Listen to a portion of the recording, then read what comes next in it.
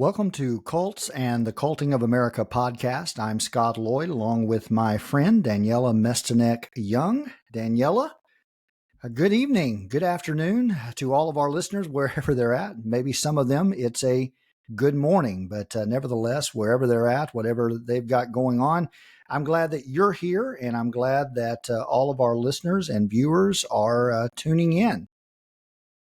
Yes, I'm so glad that we can use the internet to connect in this way, because we are going to talk all about cults and the internet and connection and isolation and how AI has really changed the world for what can and can't be a cult these days. Absolutely. And just to catch up, all of us, we are going methodically through a list that you developed to help us better understand what cult dynamics are, especially within the context of high control groups, what that looks like. And today, as you've alluded to, we arrive at this idea of isolation and the ways that high control groups and cults have a priority of isolating their members from the larger world and those influences. And this is absolutely crucial, right? The isolation is super, super crucial. I remember during my time in the Army, I was a captain in the U.S. Army, and I remember I was trying to describe it, and I was trying to tell my boss about how, like, when we're back home in the Army, where we live and go to work every day, and it's not 9 to 5, it's a 6 to 6, but it's okay. It kind of feels like real life. But as soon as we deploy away to training or to war, I was like, it immediately becomes more culty. And the isolation was a big piece, actually. As I was developing this list and I was staring at it, and I had these 4 pieces highlighted in red that I didn't think fit the military, the total isolation being one of them. But I was like, oh, but as soon as you deploy it is, and all these times where it gets really culty, it's because we're cut off from larger society. And so that, of course, allows, right, as the logic breaks down, as the cult leader walks us further and further into the cult, we're kind of too isolated to notice. And isolation is also very, very important to the initial indoctrination, right? Identity breaking indoctrination. Yeah, and if you think about it in the context of the military or even any kind of human endeavor that involves groups, a lot of times during this initiation phase, there is this emphasis on being away from the world so that you can be fully integrated and submerged into the group and into the ideology that the group or the leader espouses. And so that time away is supposed to shield you from all of the distractions of the larger world, so the argument goes, so that you can better focus on the mission, on the purpose, and losing yourself, losing your identity within the context of the group. That's exactly right. And I always joke that, like, everyone has experienced this, right, in corporate America. Like, if you've gone on a 3-day offsite or retreat or whatever your people call it, right, you just it's just a little cultier in that not necessarily bad way, right? Where it's like you said, right? We strip away everything. You get to just focus on being there. I always say, I love a good conference because you're just there surrounded by other people that have the same special interest topic as you. And nobody's getting weirded out because you're talking about, let's say, cults all day long. It feels really great. But importantly, you're supposed to go home afterward, right?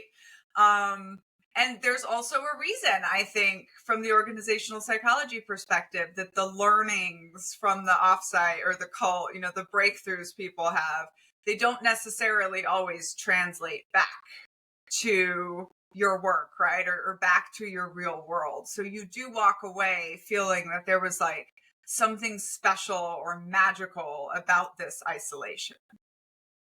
Yeah, and those moments of isolation, they're always very busy times, and so I know those times as a kid when I would go to the United Pentecostal Church summer camps.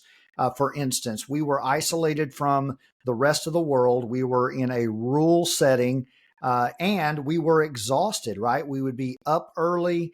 We would go to church early, and then we would play out in the hot sun all afternoon, and then we would go back to church that evening, very late into the evening. So you have this exhaustion, you have this isolation, and a lot of times, right, you can't pick and choose when you're going to eat. So the times that you're eating are separated by large swaths of time where you're just mentally, physically, and emotionally exhausted. And that is a recipe for uh, feelings of euphoria, especially when you're in a group setting, and it translates into this magical experience. And I've heard people in the military describe basic training in much the same way, that it is a very difficult time, but at the same time, once you're on the other side of it, you look back on it with fond memories, like that forged me into the person I am today.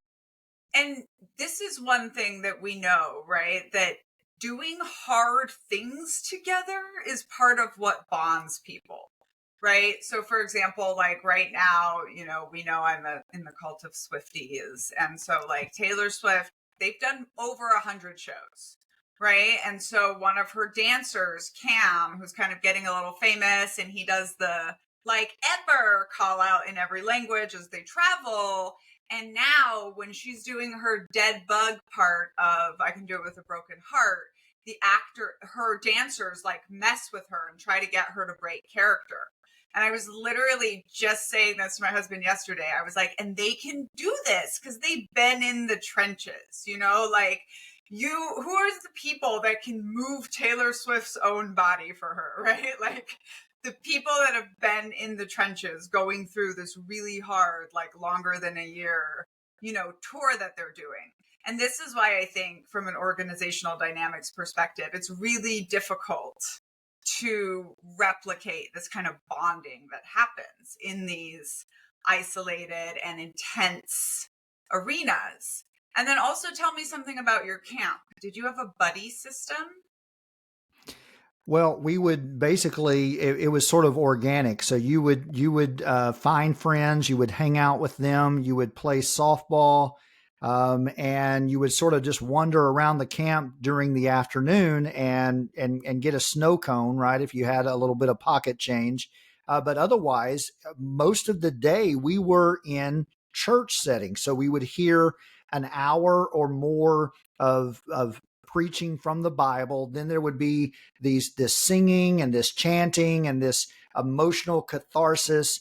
And so during the summer camp, and usually it lasted a week, right? So we would start on either Sunday evening or Monday during the day, and it would go through Friday. And Friday was the climax. It was the culmination of all week, right? And so if you were emotionally resistant to what was happening in the church setting, by Friday you were broken down, right? And all of the holdouts, they would have that spiritual, quote unquote, emotional breakthrough on Yep. Friday evening. But it was the culmination of this entire week of being exhausted and being pummeled with these messages from the Bible, this indoctrination. Yeah.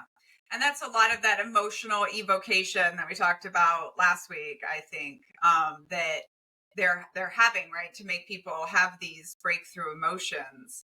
But something about like whether it's a strict buddy system like we had in Children of God or we had in the US Army, if it sounds like same thing going on at your camp. You're isolated from the world, but you're Right. never alone. Right? You're Exactly. never really alone with your own thoughts. And this is something that really stood out to me in basic training because the number one thing, as we sit around and we're just counting to get through these grueling, like 9 to 11 weeks, right? And it's, I can't wait to have like X, Y, Z, right? This was when I realized I'd never had a donut, by the way. Because so many people describing it. But the number one thing people said, the number one thing that was breaking people was, oh, I just can't wait to have some privacy, right? And they were like, I just want to sit in a hotel room by myself and just not talk to anyone and just be able to think. And for me, I could barely even relate to that. Like the lack of privacy just barely bothered me at all, right? Because where I'm coming from, I mean, growing up in the Children of God cult, I was never, ever, ever alone until I was out of the cult at nearly 16 years old. And even then, like, I never had my own room till I went to college, right? So for me, just clicking back into this mentality of no privacy was very, very easy. But in fact, right, this is one of those things that's used to break you. It's used to disconnect you from your body and your, private thoughts and all of these things. Yeah, and at the camp, we would sleep in dormitories. So even at night, there was really no escape from everyone else in the group. The showers and the bathrooms. Uh, we all went there together, right? So there was no expectation that you were going to be by yourself. But you're exactly right. We were out there in the middle of the woods, a rural setting. And tell me about the military, because I know, as you described in your book, Uncultured, it was obviously it's a very physically demanding 6 weeks that you go through this training, but it's emotionally draining and mentally draining as well. In fact, you share a very dramatic story about people that literally did not survive this process. Yeah, I mean, it's very, very draining. I want to get back to the draining thing, but before we get away from lack of privacy, I want Sure. to like insert this little tidbit. So I was watching a magic movie last week, right? And there's a legilimens, someone who reads minds. And when she's on the side of the good, she's a very low level job, right? But as soon as she crosses over to the side of the evil, she is like very, very important. And this is because there is no like objectively good reason for consistent lack of privacy and consistent surveillance.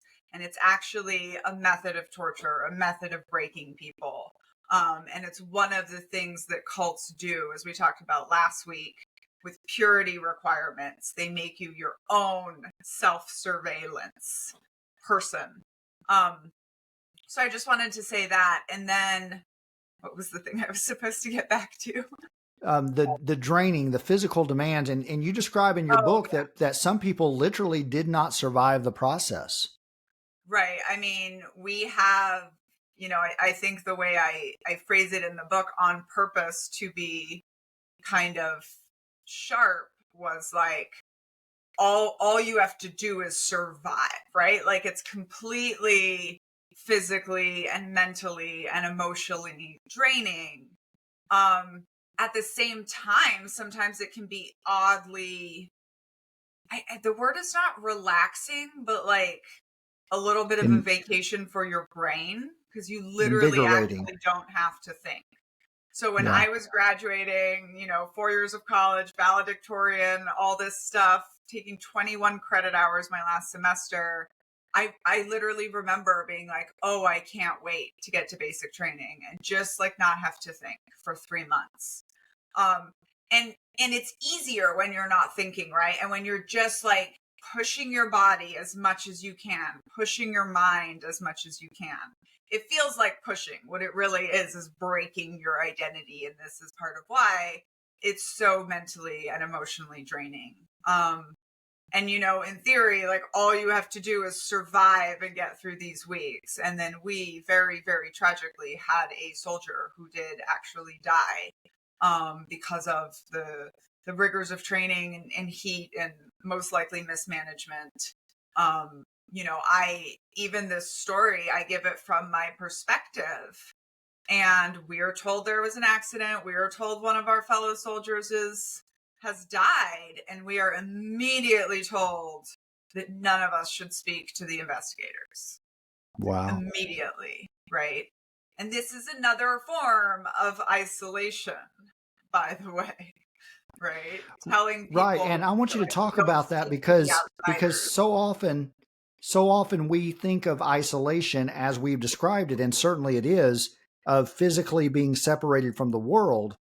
But there are other things Right. that take place that continue to isolate members from the rest of the world. For instance, the dress codes that were imposed upon women specifically in our group, they were to dress in a uniform fashion that was radically different from how women dressed in the larger society.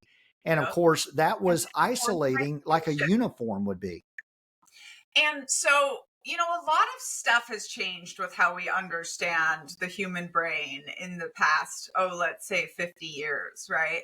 And one of the reasons, for example, that so many cult scholars are now willing to call Mormons a cult is because now we understand that you can be inside a self-sealing system while still appearing to operate in the outside world.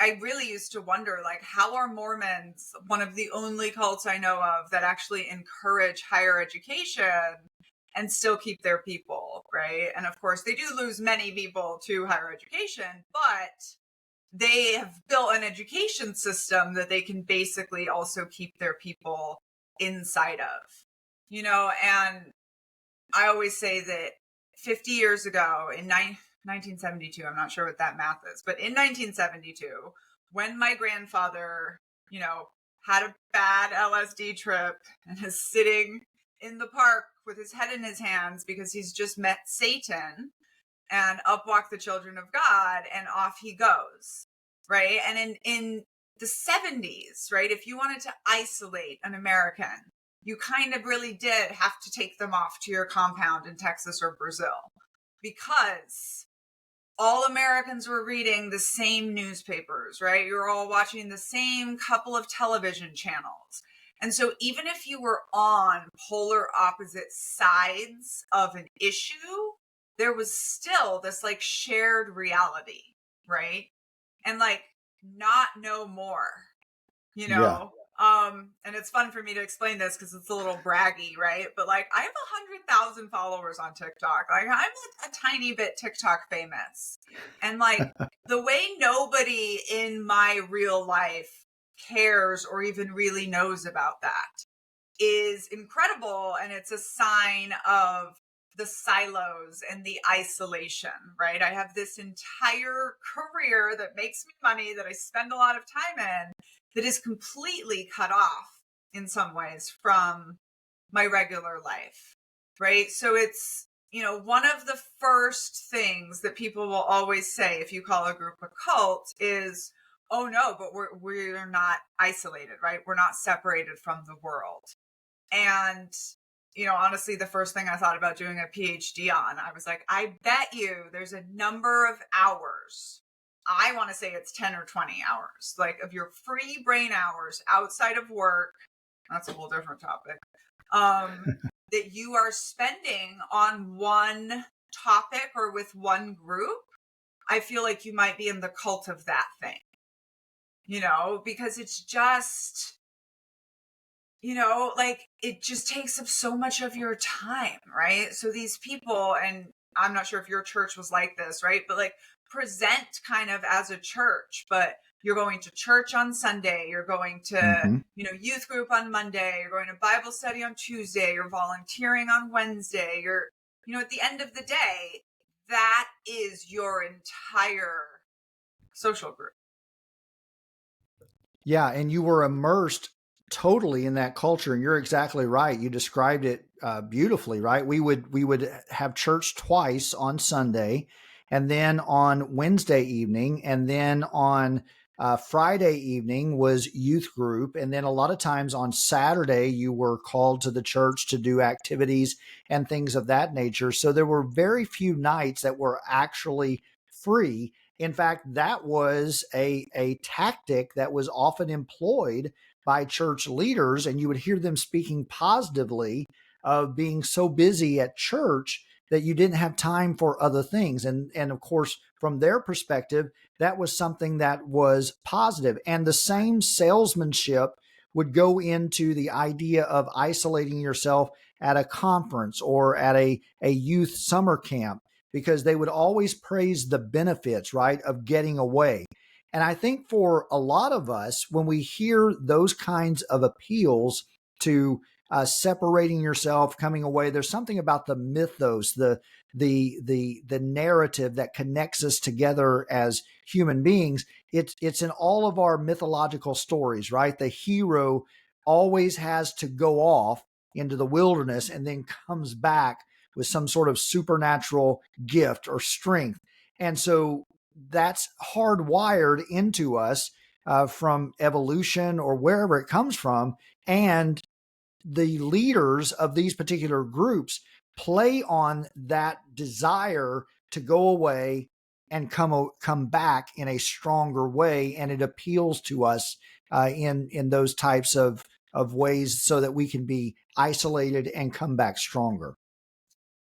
And absolutely agree with everything you said. And I'm going to give you like another angle to this too, is that when you're isolated like that, they can work you harder and longer. Right. Mm-hmm. So this is like, stood out so much to me in the military when I deployed. Right. So both times I've deployed twice to Afghanistan. And for the first, I would say like 2 months, it's just so nice. You don't have to do any errands. You don't have to go grocery shopping. You don't have to drive. You don't have to do your own laundry.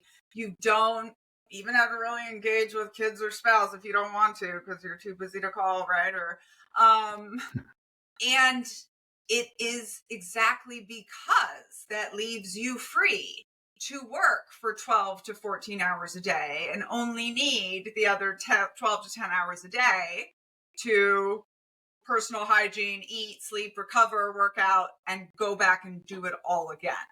Right? So it's for the purpose of labor.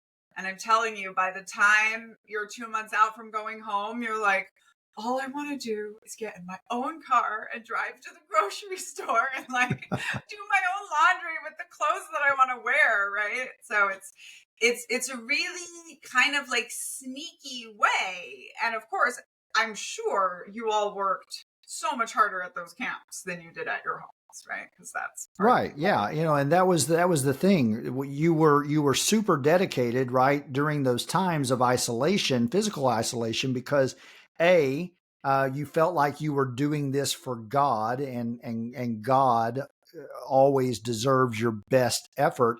And then also, you also felt like you were under this surveillance. People were watching you. People were looking at you.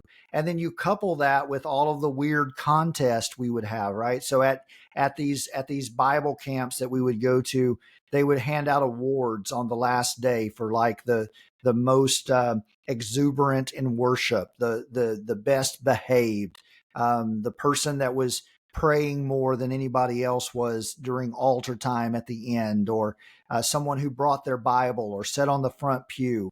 So all of these behaviors that they wanted to reinforce, they were dangling that carrot out in front of you that, hey, you're going to be rewarded for this. And so, I often joke that we treated spirituality like a prize we were all competing for, and we would come away from those times holding a trophy, right? Like we earned this from God, and that separated us from the rest of the world. But this is something that happened not only in the military, as you described, and in religious settings like I described, but also in the corporate world. I remember watching the dramatization of the WeWork phenomenon, and how those types of retreats were mandated, right, by the leaders. Like, you have to do this, it's required.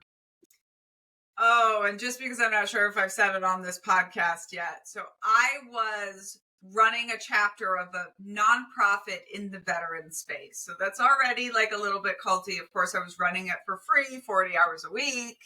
And then we got swallowed up by WeWork as their pet Wow. project in 2018. So I had a front row seat to the culting of WeWork. And when I tell you I left the nonprofit when they told us we couldn't say critical things on the internal call about WeWork, I was like, nope, I'm out. Did you guys But have to yeah, go to a it really retreat? was a cult. I feel like the Hulu documentary is one of the best depictions of a cult on the screen. Um, and I just wanted to say, like, it is a tactic of keeping you busy all the time is another way of isolating you, right? Like I read 60 books a year because I have a lot of leisure time and I do that. And so I get a lot of different perspectives every year. But like the person that was going to that church all the time, they don't have time to do that stuff, right? Get other perspectives, have interesting conversations. And there's another couple ways too that they isolate you very often, which one is by having you go out proselytizing or Mm-hmm. recruiting. We see this a lot in the religious cults, but we see it in, other types of cults too, where you are actually like it, it's partially to go out and get money or get followers or whatever, but it's also worked just as well to get you rejected over and over and over again, because that helps you to really internalize the us versus them, which is something we're going to talk about in 2 episodes, I think. And then another one is the group having its ever more intensive own language. And we're going to do like a whole episode on that next week. But these are just like another couple ways that isolation gets in, right? And this is where we see stuff like these groups like Alcoholics Anonymous, right? Or definitely a lot of different kinds of churches. We saw this in Nexium, which was a self-help organization, where next thing you know, like all of the members are still living in the regular world, even often having regular jobs, but they do not hang out with anyone not associated with that group. That I think is dangerous.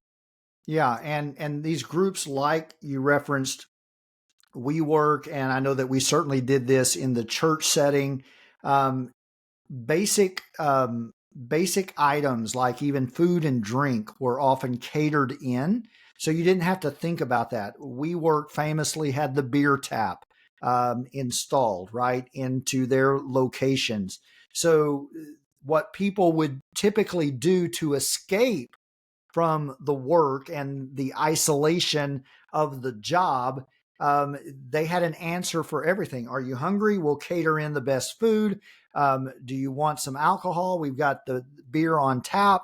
And this ensured, right, that people remained there doing the work that they instructed. And because the isolation, all of their basic needs were being met. And I know that this is a prime tactic of cults. They always seek to fulfill those basic needs, whether it's for food or for housing or for clothing or community, so that people feel like they don't have to leave. Or if they want to leave, they're like, all of a sudden, I'm responsible for all of this that I'm getting, quote unquote, for free. And that's exactly what I call entrance cost that becomes exit cost. But I'm Mm-hmm. so glad you brought this up, right? Because I think this is where, like, it's easy to look at a cult like Children of God. Like, I lived behind commune walls and almost never interacted with the outside world unless I was performing. It's easy to look at that and see isolation. It's a lot harder to look at the Google campus or Microsoft campus and see isolation. Right. And I think teaching, right, both at the college level and at the grade school level is very isolating for the teachers, students as well, but especially teachers, and especially in that way where they're either on campus or kept so busy that the only people they're associating with is, other educators. that can become a thing, right? And then there's a great book, and we'll link it in the show notes, called Corporate Cults. And it's one of the few perspectives that I agree with. And he just says unabashedly, he's like, all the best companies to work for are cults. And, my example is like, if Amazon really cared about your health, they would subsidize your gym wherever you wanted to work out. But when they give you a gym at work, so many of these tech companies, they provide you every single thing except childcare, because but all of it is keeping you more and more out of your social life, out of your family life, and in your work life. And then, of course, it's giving you that, very heavy exit cost. If you leave, you now have to come up with everything.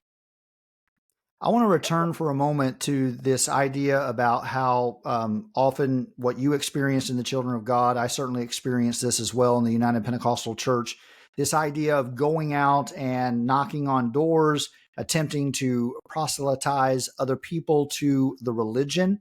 And you see this sometimes in the corporate world as well, with the reinforcement of a mission statement or our core values. And you're called upon to commit these to memory or to share them with your coworkers. And this is a form of indoctrination in a way that your brain is sort of wired and isolated from other ideas, right? So if you're locked into thinking about something from a particular perspective, then when you are encountering different perspectives or competing information, you always have an answer because you've been programmed. Well, this is my response. And it's almost thought stopping. I remember in the United Pentecostal Church when people would counter us with a different interpretation of the Bible. I didn't even have to wait until they finished because I knew what I had been taught to say and how to respond. And I imagine that a lot of that goes on in the corporate setting as well, right? Because you have these prohibitions, and we need to talk about this as well. I've noticed that you have talked about this lately on social media, prohibitions against gossip, right? And that is isolating in and of itself. And you see all these policies, not only in religious settings, but also in corporate settings. Yeah, and not only are prohibitions against gossip isolating, they're very good for control, right? So real quickly, gossip simply means the human ability to speak about someone else behind their back, right? Or outside of their presence. Our closest relatives, other, sapiens do not have that. And so there's a reason it's been demonized. There's a reason it's been demonized as a female sin, especially because the ability to talk about people behind their backs is challenging to power structures, right? And so I always like to get away from the good versus bad gossip, right? Like that's not a conversation we need to be in. But when organizations are trying heavily to tamp down on gossip, like that's always concerning to me. And then you were saying something that was so good, but I don't think I remember it anymore.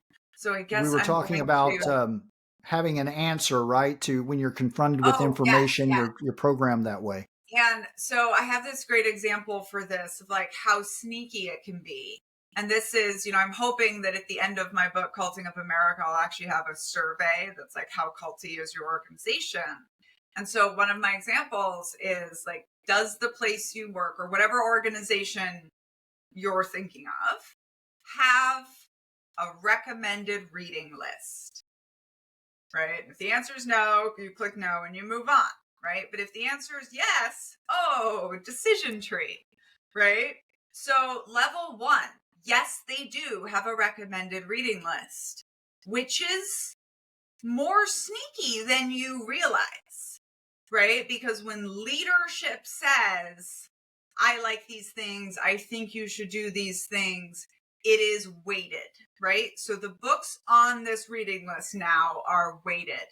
The knowledge in these books is being told to this organization is more important, right? Sometimes you even have the bookstore on the campus, right? And then next thing you know, everyone's walking around quoting Satya Nadella and all the same 5 white guys that write leadership books. And so then after that, the next question is, are you expected to be reading something on the recommended reading list? And that's where I put the Army at. So the Army, like every post, and then usually every battalion and every brigade, every battalion, like will have their recommended reading list. The commander will have it. And like, if you're reading something that's not on the recommended reading list, people will get miffed at you. And if you're an officer, you're absolutely expected to be reading something on that reading list all the time, right? So that's just one more notch of control. And then, final question is, are there banned books, right? Which we just know, like, that's straight up control. People banning the books are never the good guys. Information is never bad. Hopefully I don't have to explain that one too much. But, it's these very subtle ways that I think individuals will not realize that leadership and group structures are influencing them, right? You're just like, I'm just reading through this great reading list, and you're not seeing the trade-offs, right? That you are reading exactly what the heads of your organization want you to be reading. I never want I to be remember reading exactly what other people want me to be reading. Yeah, exactly. I remember one specific instance in my life.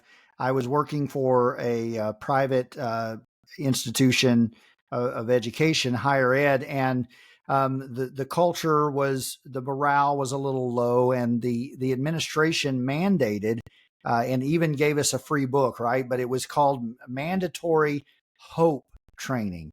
And so we were all to get this training in being hopeful. And it was designed to do exactly what you're talking about. We had to read the same book, which was a very positive self-help type of book that de-emphasized speaking negatively or gossiping or things of that nature, and emphasized speaking positively, and almost, well, it was in a lot of instances basically toxic positivity, right, where you deny the Right. existence of problems, where you deny the existence of issues. And because you're right, leadership has a vested interest in people that are in their organization not talking shit about the organization. So they want to cultivate this positivity. And it's I see it more, right, in quote unquote Christian or religious organizations, because it plays to the sensitivities that Christian people, that people that have that kind of faith would be predisposed to have, right? We want things to be nice. We want to get along. We want our institution to succeed because we believe it's on a positive mission. But it was And it's basically also, what it was. It was denying the issues. every time I hear like good, bad, negative, positive in regard to like group behavior, my Yeah, question is like, but who decides that?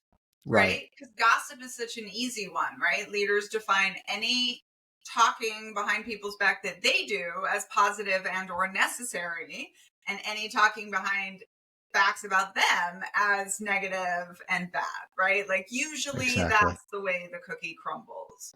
And then I also say the brother like control tool to a no gossip policy is the even sneakier, maybe don't bring up a problem unless you have a solution, right? Mm-hmm. This is just bad business. And they say this straight out in the Army all the time.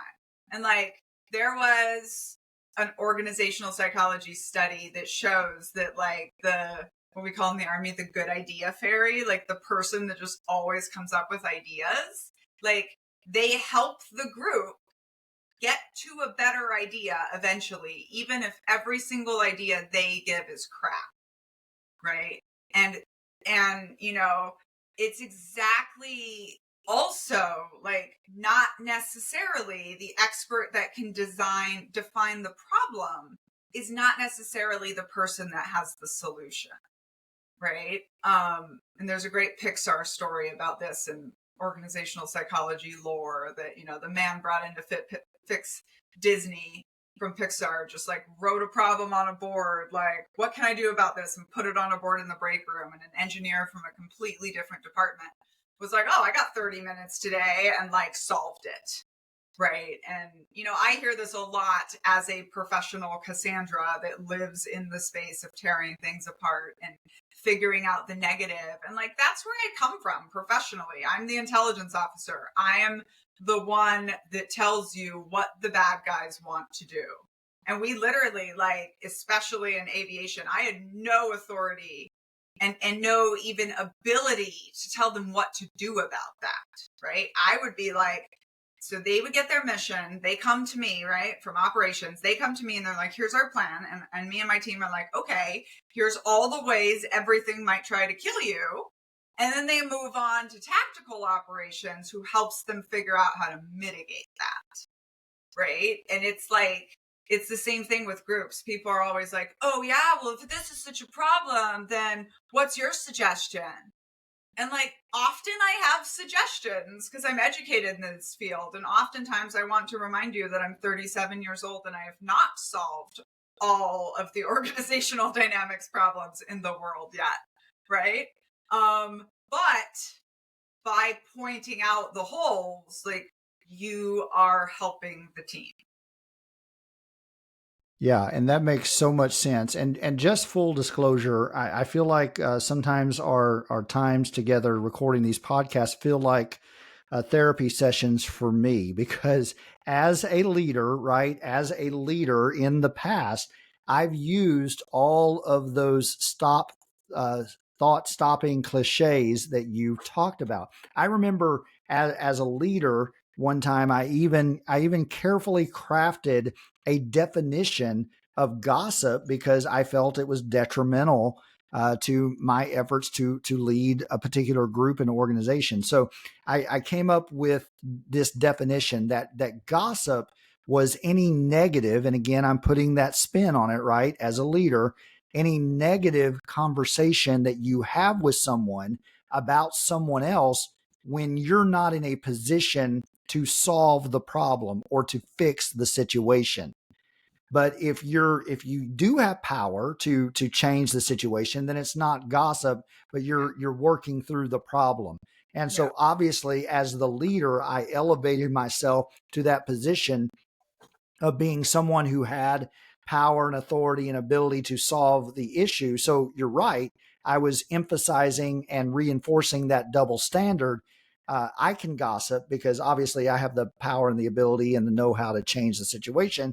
But all of you plebes down here, you can't gossip because you're not qualified and you're not in the position that I am in. And I absolutely used that saying. If you come to me with a problem, bring me a solution as well. I did that all the time. Yep.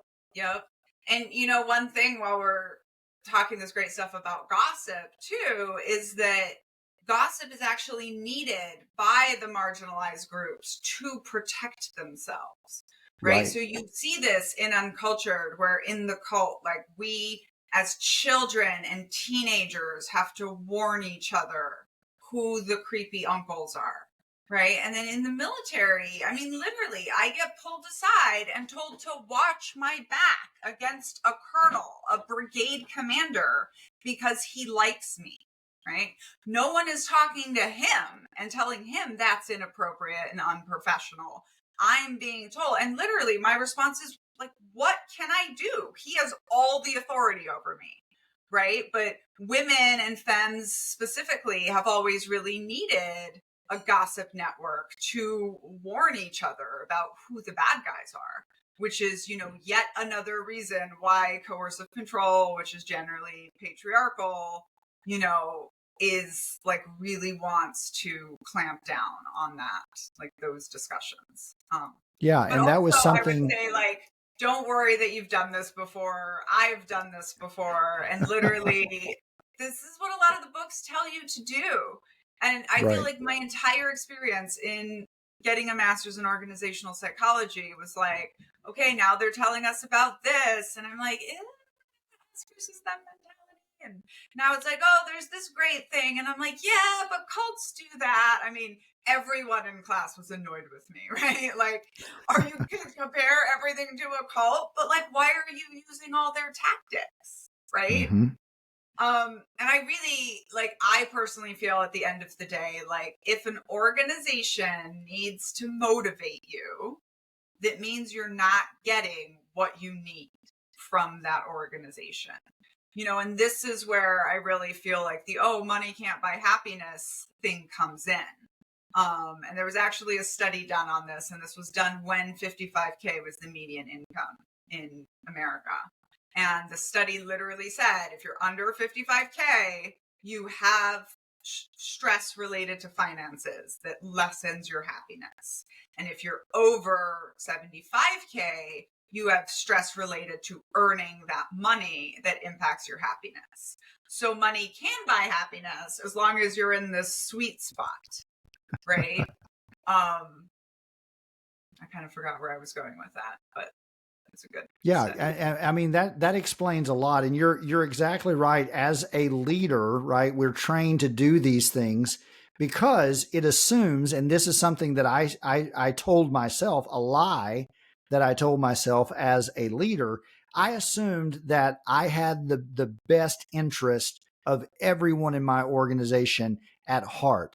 I felt compelled that our organization was inherently good and our mission was righteous. So that's where you got into, well, yes, I'm giving these prohibitions against gossip, but I was assuming that everyone had a equal voice in my organization. But now, on the other side of deconstructing that, I understand that there were lots of people in the organization and in the group that I was endeavoring to lead that did not have a voice, that did not have representation, that would not feel comfortable talking to me as a leader or to a group that led the organization. And so, what they heard when I said, "Don't gossip," what they heard was, "Don't you dare talk shit about me or the leadership, or else." Right, right. And I love that you brought up that like not everyone has an equal voice, and we don't usually all understand that. That takes some deconstruction, but like this is one of those things. So organizational psychologists are usually part of the team that write like the climate surveys, right? And so, okay, first army story, right? So in the army, you are not allowed to give someone a by name tasking in an operations order for a unit, right? So every time something needs to be done, they write an operations order, blah, blah, blah. So this one time, the colonel decided he wanted a 5K as a fundraiser, and he said, you tell Lieutenant Mestinek to run it, right? They're not allowed to do that. So they tasked it, instead, they tasked it to 7th Battalion, send us 135 Delta 02. And I was unique enough that I was the only person in the unit that hit those descriptors, right? Why does this matter? Well, think about said climate surveys, right? So when I fill out all those nice demographics on the climate survey, that on the one hand you want to have, right? Because you want to capture different perspectives. However, I can't say whatever I want on the climate survey because I'm easy to identify. And every demographic that you get away in the Army from being a 6-foot, blonde, blue-eyed, tall helicopter pilot, like the one that lives in my house, there's fewer of you. Every demographic, you get away from that. So it's easier to identify. So the only people that really get to write what they think are the people that are having the best experience anyway, because they're in a system built for them. People don't really think about that. Yeah, and it happens in every aspect of society, and that's why what we're talking about in these kinds of conversations and others like it are so critical, because I think it's very, very important that anyone who is endeavoring to solve the issues, the major issues that are facing the world in which we live in, climate change being one example of that, it's very important that we listen to other voices besides those that are happy and content with the status quo. Because I think you mentioned this in the last time we were together, that the organization or the status quo will always find a way of perpetuating itself. So any voice that speaks out to that is immediately going to be marginalized and identified as divergent and not cooperative and divisive and all of the negative connotations that are associated with someone that is speaking out. I know that you catch a lot of flack for this online. When it's on purpose, built Yeah. into the organization, right? The intelligence officer in the army is treated like the principal at school, right? And people just like subconsciously don't like you. I had to keep all the best coffee in my office, right? It's just so the soldiers would come talk to me because you're the one saying the bad stuff. But I firmly believe it's really, really important. And of course, what cults do is give you a black and white view of the world, right? So isolation only helps with that. It is very significant that MAGA and QAnon and all of that, what happened to it during and because of the pandemic, and the isolation that led into their own language, that led into us versus them mentality, that led into ends justifies the means January 6th, right? So these things are real. These things are very important. And there is a reason that President Obama spent his valuable last airtime in office talking about the danger of silos after the election upset that happened, right? And talking about how the very fact that we have built it into our world that opinions that differ from us are filtered out is in itself inherently dangerous. And, I'm not a big fan of, the robots are coming, apocalyptic thinking, but the robots are here and the robots are building a lot of our human biases into systems. And that is something that really scares me. Yeah, and in our remaining few minutes that we have, I think it's good to touch on this. And you mentioned it earlier, but in the world in which we live, obviously social media is a reality. I don't think there's any going back from that. But one of the issues that is reoccurring with the isolation, and I think this is demonstrable from any study and just from our own personal experiences, that there seems to be a correlation between how much time someone spends immersed in social media and subsequent feelings of isolation or depression or anxiety, because those algorithms work to share with you only things that you want to see and that you want to hear. And so if you're engulfed in that world, it can become very isolating very quick. The algorithm wants to ramp up your anxiety on purpose to keep you there Mhm. longer, right? Because we are the product. I do feel like I should say, though, very quickly, like there's two sides to all of this, right? So while social media is both isolating and helps cults find their niche people all over the world, it also helps us do stuff like this, right? It also helps us build an incredible deconstruction community. And even the isolation, right? Like COVID pushed a lot of people further into their cults and created its own. But COVID also saw a lot of people leaving their toxic groups because once they couldn't physically go there anymore and have all of their time dominated by it, they realized how much they didn't need that in their life, right? So I always think there's just these little important nuances, and I love to see like where the conversation goes from here. And what a great discussion today. I love doing this every week. I look so much forward to this. So thank you all for hanging out with us. I also want to tell you real quick that I have another podcast, because why have one when you could have two? And my Absolutely. other podcast is called Hey White Woman. And I'm partnered with a Black creator who calls herself White Woman Whisperer. And we are deconstructing white supremacy like the cult that it is. So if you like this, podcast. Definitely. Thank you for being here. Check it out. Check out our other podcasts. If you're watching us on Patreon, thanks for being part of my community. And if you're watching this on YouTube, please click like and subscribe. Absolutely. And I was checking out the podcast Cults and the Culting of America on Spotify today, and I'm very happy to see folks already leaving us ratings. So thank you for doing that. That helps the algorithm sort of get the word out about what we're doing. And you're exactly right, Daniela. It's important to have these conversations, whether it's me and you having these conversations, or the countless number of people that may listen to this that will have conversations like this one with their friends and their neighbors, because you're exactly right. This kind of information helps break down those walls of isolation between us and share information that cultivates critical thinking. And I can't think of anything that we need more of in our world today than more critical thinking. Absolutely. So true.